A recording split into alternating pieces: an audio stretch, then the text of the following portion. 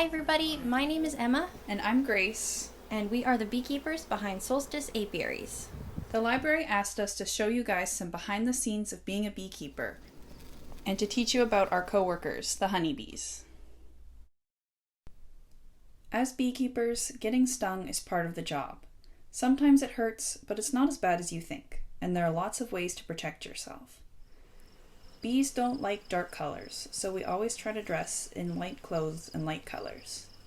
They also don't like perfume or anything with a strong smell. We always make sure to wear our hats and veils to keep our faces safe. And lastly, we use smoke when working with bees. Most people think smoke makes bees sleepy, but it really does the opposite. When bees smell smoke, much like humans do, they think there's a fire. They worry about gathering resources in case they need to flee, instead of us beekeepers. Our bees are also very gentle, so really, we don't worry about getting stung all that much. Remember, bees only sting you if you bother or threaten them. So be gentle and be respectful.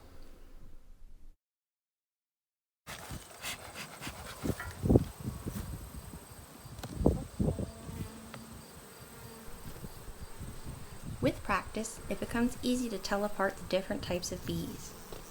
Worker or female bees are the smallest, and most likely what you picture when you think about honeybees. They make up the majority of the population, and as they grow, they will do many different jobs in the hive. They nurse the larvae, keep the hive clean, build comb, guard and protect the hive, take care of the queen bee, and forage for nectar, pollen, and water. Drones are male bees, and their job is to mate with the queen. They are much bigger than the worker bees, and they have strong, large wings for flying fast, and really big eyes that give them extremely good eyesight. Drones do not have stingers and are gentle giants. The queen bee is also female, but she has been fed a special royal jelly that gives her body the proteins it needs to become a queen. She has a much larger abdomen than a worker, as this is where her ovaries and eggs are located.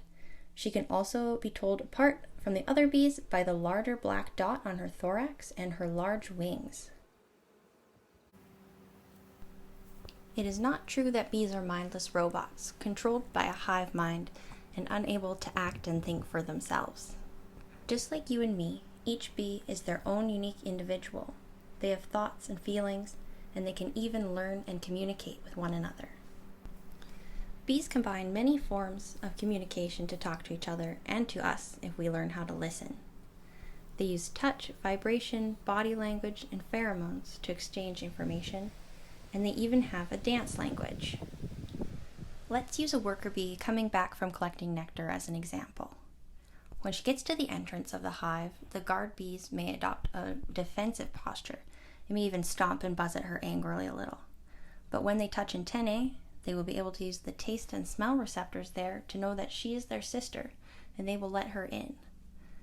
She may then go and talk to the other bees through the dance language by doing a waggle dance, which is where the bee will dance in figure eights, and this tells the other bees information about where she got the nectar from, like how far away it is, which direction it's in, and even how good the nectar source is.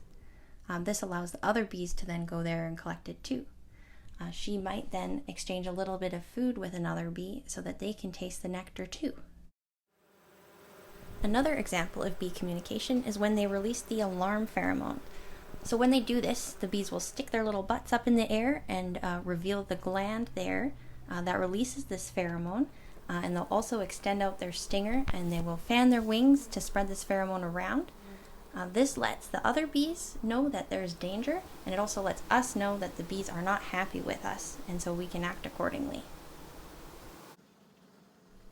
As soon as flowers start blooming, bees start making honey, and they make a lot. We give them special boxes to store the honey in. Otherwise, they end up leaving no room for themselves in their own hive. And at the end of the summer, we take this honey down. We load this honey onto a truck and bring it back to the shop.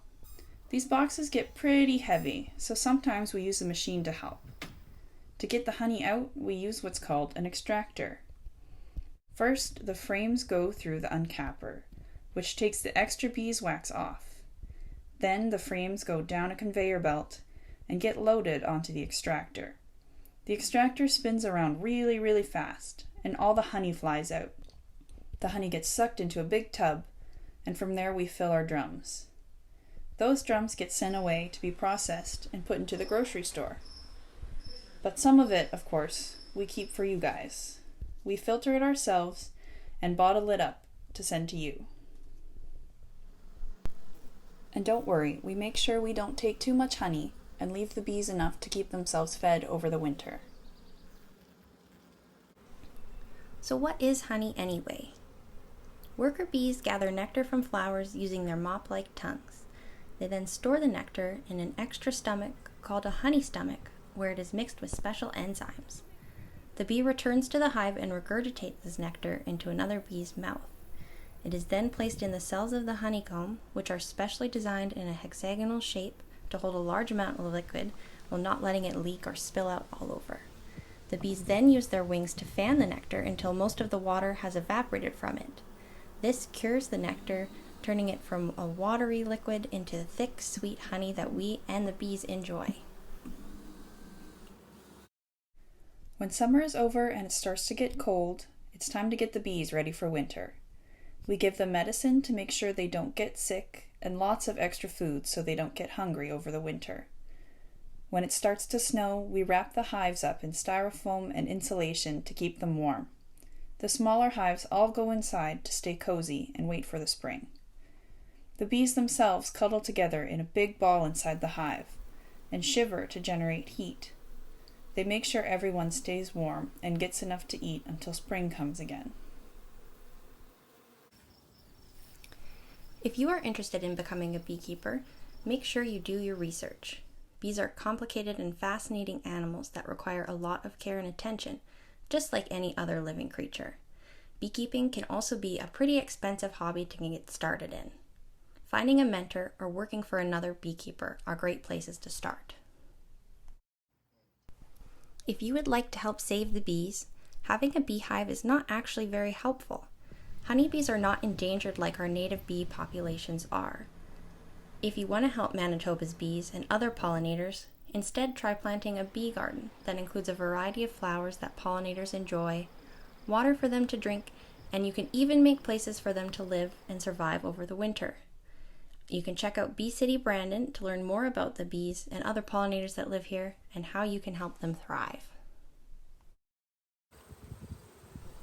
We hope you guys enjoyed our video and maybe learned a few things about bees along the way. And thanks again to the Brandon Library for asking us to do this video.